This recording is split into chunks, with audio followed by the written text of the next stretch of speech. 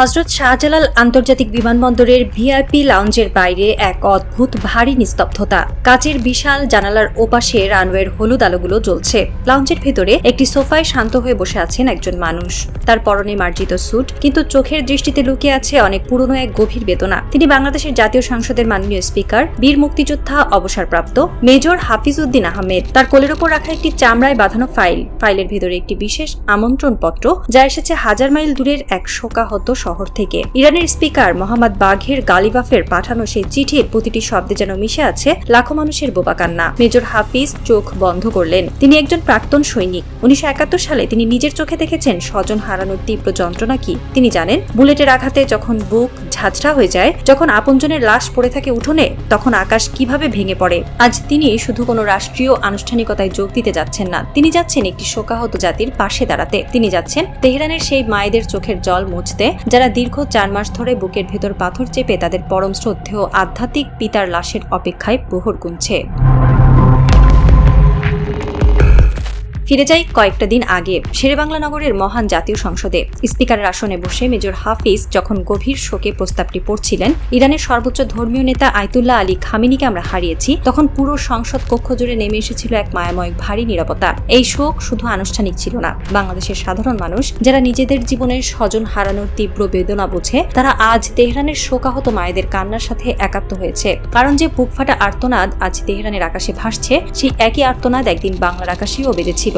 গত 28 ফেব্রুয়ারি যুক্তরাষ্ট্র ও ইসরায়েলের এক যৌথ নির্মম হামলায় যখন 86 বছর বয়সী আয়াতুল্লাহ খামেনি এবং তার পরিবারের কয়েকজন সদস্য নিহত হলেন, তখন চোখের পলকে চারদিক ছেয়ে গিয়েছিল আগুনের লেলিহান শিখায়। তারপর থেকে দীর্ঘ 4 মাস একটি মৃতদেহ, একটি জাতির আধ্যাত্মিক পিতা, যাকে শেষবারের মতো এক নজর দেখার জন্য, একটু মাটি দেওয়ার জন্য পুরো ইরান কেঁদে ভাসিয়েছে। ডিক্যাপিটেশন স্ট্রাইক বা শীর্ষ নেতৃত্ব ধ্বংস করার ইসরায়েলি ফাঁদের ভয়ে বুক ফেটে গেলেও তারা জানাজা পড়তে পারেনি। কি ভয়ঙ্কর সেই মানসিক যন্ত্রণা।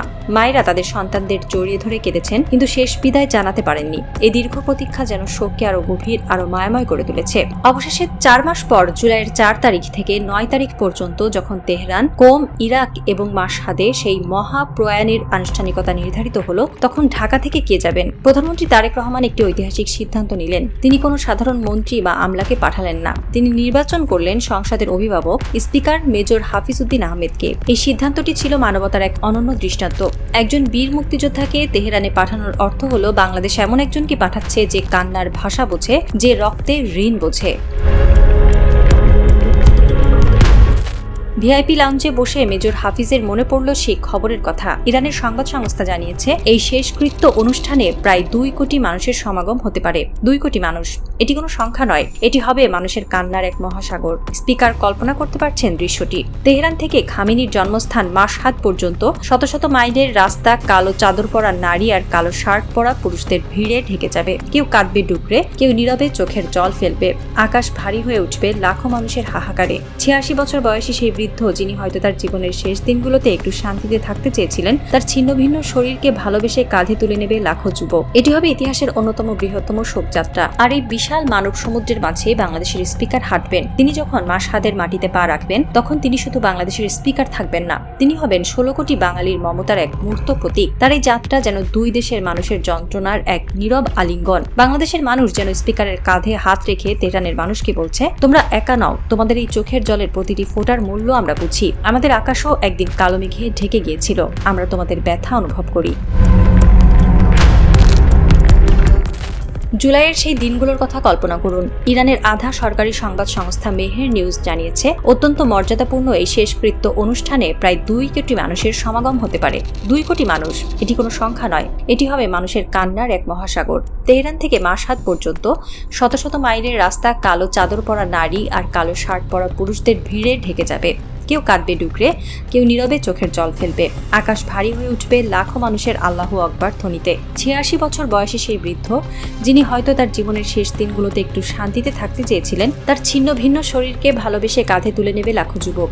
এটি হবে ইতিহাসের অন্যতম বৃহত্তম শোকযাত্রা। এই শোকযাত্রা বিশ্বকে দেখিয়ে দেবে, তোমরা হয়তো মিসাইল দিয়ে রক্ত ছড়াতে পারো, কিন্তু মানুষের হৃদয়ের ভালোবাসা মুছে দেওয়ার কোনো অস্ত্র আজও পৃথিবীতে তৈরি হয়নি। এই বিশাল মানব সমুদ্রের মাঝেই বাংলাদেশের কয়েকজন সংসদ সদস্য সাথে নিয়ে হাঁটবেন মেজর হাফিজউদ্দিন আহমেদ। তার চোখেও হয়তো তখন চিকচিক করবে জল, মনে পড়ে যাবে নিজের দেশের ফেলে আসা কোনো এক শোকের স্মৃতি।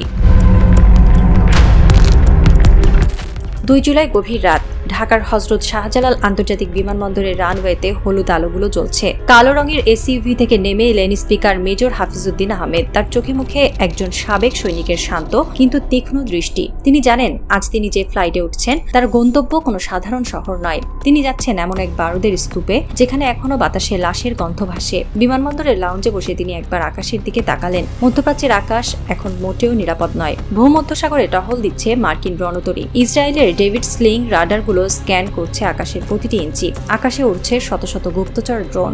দীর্ঘ 4 মাসের অপেক্ষা শেষে ইরান যে 2 কোটি মানুষের সমাবেশের ঝুঁকি নিয়েছে তা কি সত্যিই নিরাপদ, নাকি ইসরায়েল আর আমেরিকায় বিশাল জমায়েতকে কেন্দ্র করে নতুন কোনো মারণাঘাতের ছক কষছে? মেজর হাফিজের বুকে কোনো ভয় নেই, আছে শুধু এক গভীর আবেগ। তিনি একটি শোকাহত জাতির পাশে দাঁড়াতে যাচ্ছেন। একটি স্বাধীন রাষ্ট্রের দূত হিসেবে তিনি এমন এক আকাশ পাড়ি দিতে যাচ্ছেন যেখানে প্রতিটি মেঘের আড়ালে লুকিয়ে থাকতে পারে মৃত্যু। ওরা হয়তো মিসাইল দিয়ে ইরানের বুক খালি করেছে, কিন্তু ওরা জানে না কান্নার কোনো সীমানা হয় না। ইরানিরা যখন তাদের পিতাকে কবরে নামাবে, সেই লাশের খাটিয়ার একপাশে মেজর হাফিজের দাঁড়িয়ে থাকার মানে হবে সুপ্রিম লিডার আয়াতুল্লাহ খামেনির লাশের পাশে অদৃশ্য হয়ে কাঁধ মিলিয়ে দাঁড়িয়ে থাকবে 22 কোটি বাঙালি।